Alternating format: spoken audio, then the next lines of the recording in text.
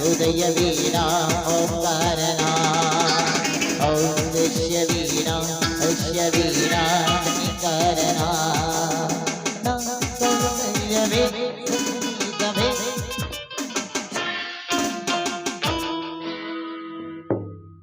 ಹುಂಬಾ ಏ ಹುಂಬಾ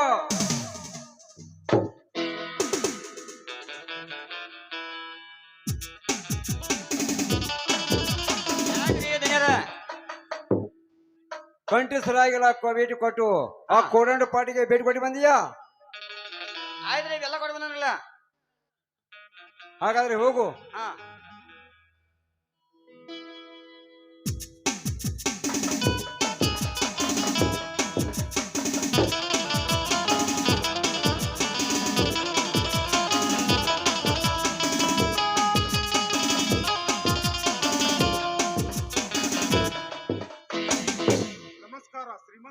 ನಮಸ್ಕಾರ ಧರ್ಮರಾಜ ಹೋಗಿ ಬರ್ರಿ, ಕುಳಿತುಕೊಳ್ಳಿ. ಇರ್ಲಿ ಇರ್ಲಿ. ಏನು ಬಂದ ವಿಶೇಷ ಸಮಾಚಾರ? ನಮ್ಮ ತಂಗಿ ಏನು ಚೆನ್ನಾಗಿದ್ದಾಳೇನು? ಚೆನ್ನಾಗಿದ್ದಾಳೆ ಶ್ರೀಮಂತರೇ. ಬಂದ ವಿಶೇಷ ಸಮಾಚಾರ ಏನಿಲ್ಲ ಶ್ರೀಮಂತರೇ. ನೌಕರಿ ಬಗ್ಗೆನಾ? ಹೌದು, ಅದೇ ಪ್ರಯತ್ನಕ್ಕಾಗಿ ತಮ್ಮಿಂದ ಮತ್ತೆ ನಮಗೆ ಸಹಾಯ ಬೇಕಾಗಿತ್ತು. ಏನು ನಮ್ಮ ತಂದೆ ಸರಿ ಆಸ್ತಿ ಇದ್ದವು ನಿನಗೆ ಮತ್ತೆ ಸಹಾಯಕ್ಕಾಗಿ ನನ್ನ ಹತ್ತಿರ ಬಂದಿರುವೇನು? ಪ್ರತಿ ಸಲ ಹಣಕ್ಕಾಗಿ ಬಂದಾದ್ರೆ ನಿನಗೆ ಅವಮಾನವೇ ಸರಿ. ಶ್ರೀಮಂತರೇ, ನಿಮ್ಮ ಮನೆಗೆ ಕಾಲಿಟ್ಟಿದ್ದೀವಿ ಅಂತ ಮನಸ್ಸಿಗೆ ಬಂದಂತೆ ಹಾರಾಡಬೇಡಿ. ನಮ್ಮ ಅಣ್ಣನ ಮಾತಿಗೆ ಬೆಲೆ ಇದ್ರೆ ಹಣ ಕೊಡಿ, ಎಲ್ಲದಿದ್ದರೆ ಬಿಟ್ಟು ಬಿಡಿ. ಅದಕ್ಕೂ ಮೀರಿ ನಮ್ಮ ಮನೆಯ ಮರ್ಯಾದೆ ಬಗ್ಗೆ ಮಾತನಾಡಿದರೆ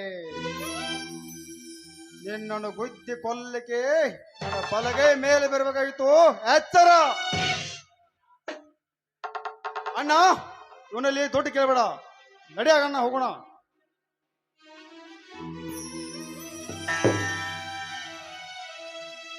ಶ್ರೀಮಂತರೇ, ಅವನ ಮಾತನ್ನು ಹಚ್ಚಿಕೊಳ್ಳಬೇಡಿ. ನಿಮ್ಮ ಕಾಲಿಗೆ ಬೀಳ್ತೇನೆ.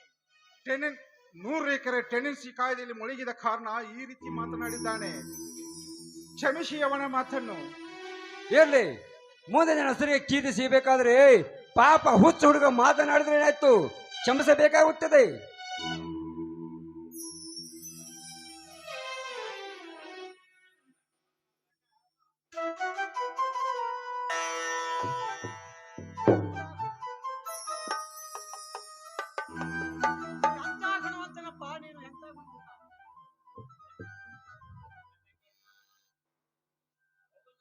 ಹೊಗಳೋದು ಬಿಟ್ರೆ ಏನೈತೆ ನಿನ್ನ ಹತ್ತಿರ? ಜನರ ನಾನು ನಿತ್ಯ ಹೊಗಳಬೇಕಂದ್ರ ಆ ನಿಮ್ಮ ಜನಿ ನಾ ಬಗಳೋದು ಬೇಕಂದ್ರ ಆ ನಮ್ಮ ಸಣ್ಣ ನಿಮ್ಮ ತಮ್ಮ ಅವರು ನನ್ನ ಬಾಯಿ ಕಟ್ ಮಾಡಿದ ನೋಡ್ರಿ. ಯಾರು? ಅದರಿ ಸಾಲದಲ್ಲಿ ಶಶಿಯರಪ್ಪ. ಅವು ಎಲ್ಲಿದ್ದಾನೆ ಈಗ? ಹಾ, ಲೆಕ್ಕಾಚಾರಿ ಇವರಿಗೆ 20,000 ಕೊಟ್ಟ ಬಿಡಿ. ಆ ಹುಂಬಾ, ಏ ಹುಂಬಾ, ಆ ಶಸ್ತ್ರ ಇದಲ್ಲ ಹಿಡ್ಕೊಂಡು ಬಾವಣ.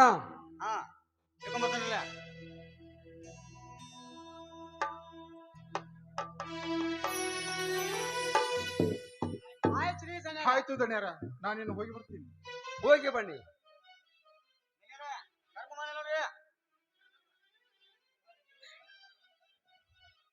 ಬರ್ಬೇಕು ಧರ್ಮರಾಜ್. ನಾನು 20,000 ಕೊಟ್ಟಿದ್ದು ನಿನ್ನ ಮನಸ್ಸಿಗೆ ಅಡಚಣೆ ಕೇಳ.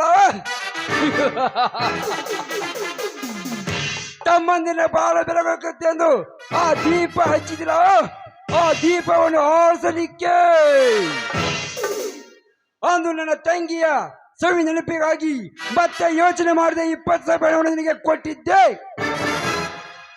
ಇದಲ್ಲದೆ ಈಗ ಬಂದ ನಿನ್ನ ತಮ್ಮ ಶಂಕರ್ ತಿರುಕುಳ ಮಾತನಾಡಿದಲ್ಲ, ನನಗೆ ಅವನ ಕಣ್ಣೀರಿನಿಂದ ನನ್ನ ಪಾದವನ್ನು ತೊಳೆಸಿಕೊಳ್ಳದಿದ್ದರೆ ನನ್ನ ಹೆಸರು ಧನಿಕರ ಒಡೆಯೋ ದಂಡರಾಜನ ಅಲ್ಲ. ಅಣ್ಣ, ಅದಷ್ಟು ಸುಲಭವಲ್ಲ ನೀ ಮಾಡುವ ಕೆಲಸ. ಎತ್ತರದಿಂದ ಮಾಡು ಇನ್ನು ಮುಂದಾದರೂ.